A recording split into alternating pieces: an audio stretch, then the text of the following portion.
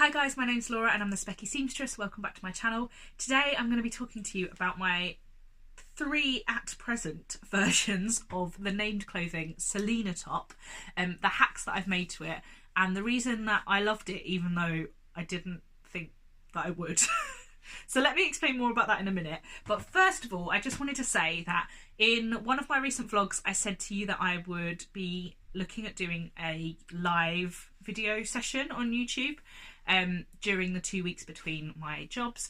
And I'm going to be hosting that on Wednesday the 25th. So if you're watching this the day it comes out, it is tomorrow at 11 o'clock in the morning UK time.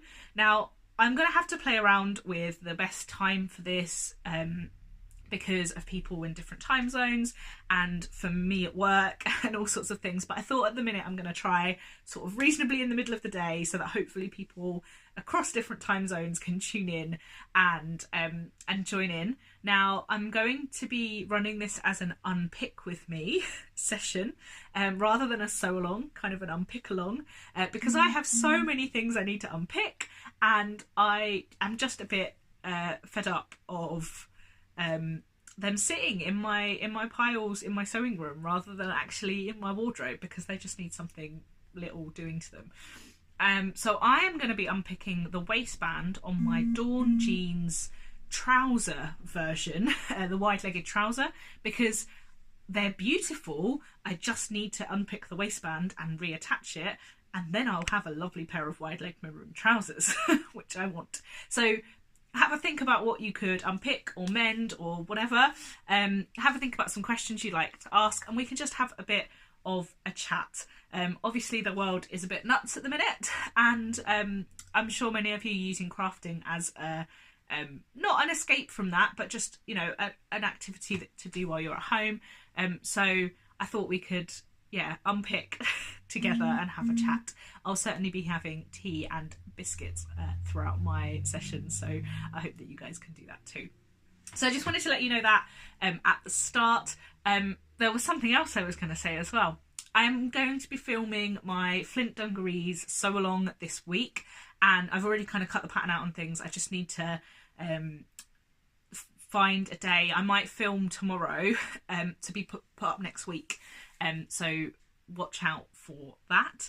And I'm also thinking about a few other crafty bits and pieces that I might be doing over the next little while, so we'll chat more about that in the live tomorrow for you, if you're watching this on the release day. Anyway, shall we crack on with the named clothing Selina top? Now, if you described this top for me, a collared, dartless or bust dartless blouse with a zip at the back and floaty sleeves, I definitely wouldn't have wanted it. And in fact, when the book came out, I didn't want it. I didn't see anything particularly that caught my eye when the book came out last year. Now, the book is called Breaking the Pattern, and it has a number of patterns and kind of options, variations, mashes of different patterns. So the Selina top shares a sleeve with another top, and the idea is it kind of trains your brain to think about patterns as shapes that you can put together to kind of help you think about pattern hacking and drafting your own things and designing your own kind of shapes and styles. I've probably really done that, like a terrible misjustice in that description, but I will link how to find out more about the book down below. So it wasn't like the new Tilly and the Buttons book where I'm seeing loads of versions that have kind of made me think about different options for the patterns. I hadn't actually seen that many other than of like the t-shirt and the t-shirt dress. And I think most people have a t-shirt pattern that they like. So yeah, I was a little bit like, oh, I don't know. So I didn't buy it. And then I saw a few versions, but in particular one version of the Selina top that I absolutely loved. And it was a collarless version with short plain sleeves. And it made me realise that the reason I hadn't liked quite a lot of the versions I'd seen, or not liked them, but not been able to see them kind of for me, is because they were a bit too fussy. And I'm not a huge fan of fussy clothing, so I don't like flounces and things like that. So I just loved the simplicity of this, because then it was quite a basic blouse, but with the twist detail. Because I said it's a dartless or a bust dartless top or dress, but it creates shape around the bust from a kind of slightly unique tie detail in the middle, which is basically two small waist ties that are tied into pleats or sewn into pleats in the top front, and then are tied up into a bow. And yeah, I just really loved it. It was a linen blue, just like really lovely, simple but quirky make. And I thought, yeah, actually, I really want to try that. And I thought about it for 2 days. I kept going back and having a look at that pattern or that version and thinking, yeah, I think I want that. And then I bought the book. It was about 16 quid. You can spend 16 quid on an indie pattern anyway. So I just thought, yeah, okay, I'll do it. I'll buy it. And then immediately cut out a toile of the Selina top and loved it. I made a narrow shoulder adjustment. That's the only adjustment I made after I made up the version. But I did make quite a major change, I guess, to the pattern, because I chose not to add the zip at the back. Now, the pattern has darts in the back and a shaped back. It has quite a distinctly shaped back. You don't cut it on the fold, you cut it in 2 separate pieces. And I just decided that I really didn't want a zip at the back of the blouse. I wanted an easy to wear, easy to throw on top, basically. And so I hacked it to get rid of the zip. And I say it was a major change. It was an easy hack, because all I did was not make the darts, and that was it. I still use the shaping in the back, which I'm pleased about, because it gives it not too much of a kind of tent-like shape. It still kind of takes it in a little bit, but nothing else. That was it. And I took away the collar, and I scooped out the neckline a little bit, because otherwise the neck wouldn't have been big enough for me to pull on over my head, and made a narrow shoulder adjustment after the toile, and that was it. It is the simplest, quickest make ever. I mean, if you do it the version like the way that I've done it, you sew the back 2 pieces together, you sew the pleats into the front piece. I mean, the longest bit of sewing this make is sewing the tubes for the waist ties and turning them inside out, I think. Yeah, that's it. Because then you put the sleeves in on the flat. You put the sleeves in on the flat. And so then you sew up the seams, the sleeve seam and the side seam together. And then all you have to do is finish the neckline, which probably takes about as long as doing the tubes for the waist ties. It's a really quick make, and it's great. Like, it's such a lovely, just slightly unusual pattern. And about a similar time to when I was looking at the pattern, and kind of those 2 days where I was looking longingly at the blue version, I had been asked by Harriet at Sew Me Sunshine to write a blog post for her, and she'd asked me to choose some fabric, and I'd immediately picked a beautiful viscose linen with leopards all over it. And I had been thinking, I want to make a blouse, and I might make the Callie shirt dress by a closet case, because it would just be a really lovely, like, grown-up make, still suitable for jeans but nice for work. And I sort of decided I could put the two together and make the Selina from this top, this fabric that Harriet had kindly sent me. So I did. And I loved it. And I also had made a proper toile out of a duvet cover, and then I also made a black and white version with a black waist tie, which I really love and I think will be so lovely for work. Although, if I am perfectly truthful with you, which I am, I haven't finished the neckline of that one yet. So having said it's a really quick make, which it is, I do need to finish it. I've run out of I've lost a whole reel of bias binding that I was using that was like a nice, I think it was actually kind of a silver, very, very pale grey, like satin bias binding that I was using in quite a lot of kind of neutral things.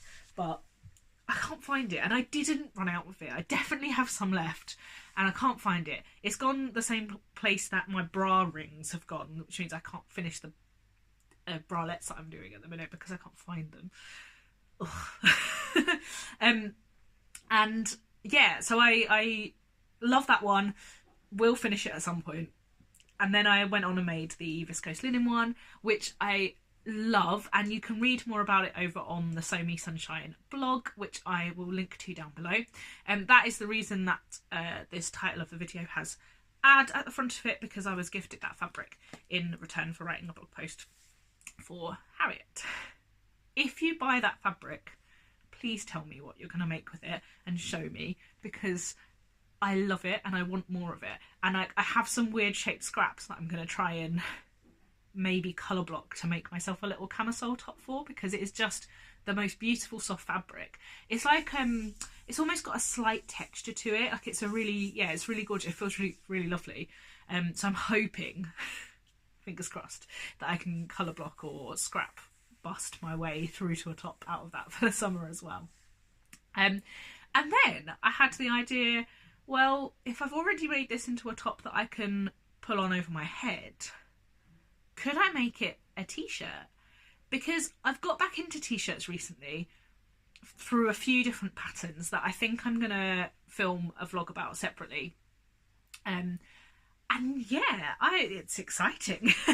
And so I thought, well, I could make quite like a t-shirt that was a bit quirky and had a bit of a twist to it. And so I did. And it was so much easier than I thought it was going to be. I mean, I didn't think it was going to be super challenging, but I thought I might have to make a few variations to see how it went. But I did exactly the same. I cut exactly the same pattern pieces. The only change I made was obviously to add a neckband. I made it in this beautiful bright green jersey that I won as part of my Sewing Patterns and Prints prize from Girl Charlie, who still exists in the US, but unfortunately the UK shop has closed down.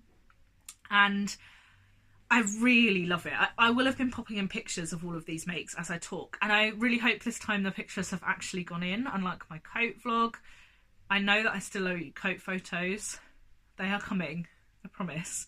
And yeah, it's a really lovely t-shirt. Now, it's not one that I'm going to make 12 of, because obviously you then can't wear it with anything really over the top of it, but I'm really, really happy with it and I'm really pleased it's in my wardrobe. The next one I make, I will add slightly more length to the neckband, because it is a little bit too tight around the neckband. Not to wear, but just like it has a little bit of puckering around the neckline. But other than that, I'm really, really happy with it. And I only need to add like half a centimetre or something, a centimetre maybe, because it's, yeah, you don't want it to be too loose, but I just need to play around with that a little bit. But I will make a couple more, and I think it works really well in a plain fabric. I'm also really tempted to try and make it in a chunky sweatshirting, possibly with a thinner waist tie. But how cool would it be to have like a really nice cozy sweatshirt that's just got a bit of a difference as well? I've just had some sweatshirting arrive in the post actually, but I've earmarked that for something else. But I might have to have a bit of a look and see what's in my stash and think about it.